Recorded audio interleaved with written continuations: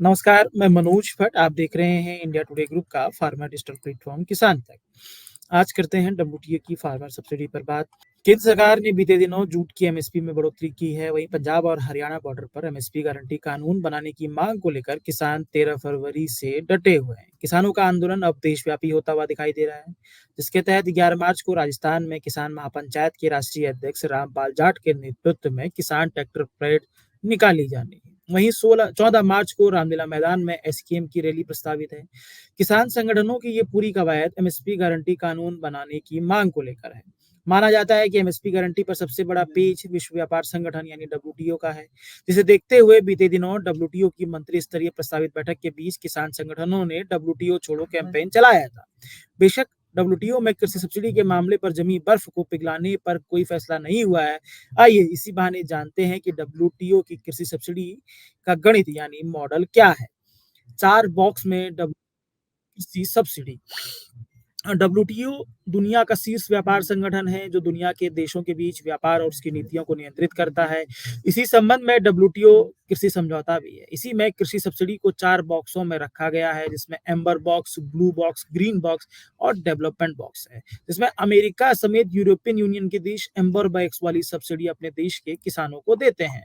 अगर बात करें कि एम्बर बॉक्स में कौन एम्बर बॉक्स का यूज करता है, तो उसमें Argentina, Australia, Brazil, Canada, Colombia, Costa Rica, European Union, Iceland, Israel, Japan, Jordan, Korea, Mexico, Moldova, Montenegro, Morocco, New Zealand, Norway, Papua New Guinea, Russian Federation, Saudi Arabia, South Africa, Switzerland, China, Taipei, Tajikistan, Thailand, Tunisia, Ukraine, United State and Vietnam जैसे देश इसमें शामिल हैं।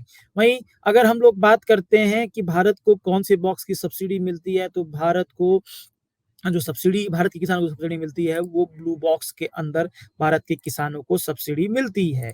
अगर बात करते हैं कि भारतीय यानी कि एम्बर बॉक्स और ब्लू बॉक्स में जो सब्सिडियों का फ़र्क है वो क्या है, तो समझा जा सकता है इसको इसी बात को लेकर विकसित देश बनाम विकासशील देशों के बीच लगातार टकराव पिछले कुछ सालों में होता रहा है। असल में अमेरिका समेत देश जो एम्बर बॉक्स में शामिल हैं, वो प्रति किसान को 40,000 अमेरिकी डॉलर तक की सब्सिडी प्रदान करते हैं। ये मैंने पहले भी कहा कि ये देश अपने किसानों को एम्बर बॉक्स में सब्सिडी देते हैं, जबकि भारत में प्रत्येक किसान को $300 की सब्सिडी दी जाती है।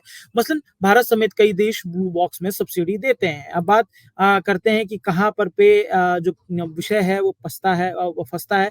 असल में भारत जो सब्सिडी का जो गणना है, जो डब्ल्यूटीओ में फार्मर सब्सिडी की जो गणना का तरीका है, भारत समेत कई विकसित देश उसको बदलने की मांग कर रहे हैं। वो जो गणना का जो फॉर्मेट बना हुआ है 86 और 88 के पर बेस्ड है, जिसमें पुरानी कीमत पर सब्सिडी की का आकलन किया जाता है। इसी को बदलने की मांग चल रही है। मौजूदा वक्त में जो एमएसपी पर गेहूं और धान की खरीद भारत में होती है, वो भारत उसमें जो डब्ल्यूटीओ की जो मौजूदा एग्रीकल्चर सब्सिडी का जो साँचा उसके इतर जाके यानी कि उससे अधिक जाके भारत सरकार किसानों को सब्सिडी का फ़ायदा देती है। सब्सिडी का सीधा फ़ायदा यहाँ पर पे एमएसपी पर खरीदी जाने वाली फसल से है।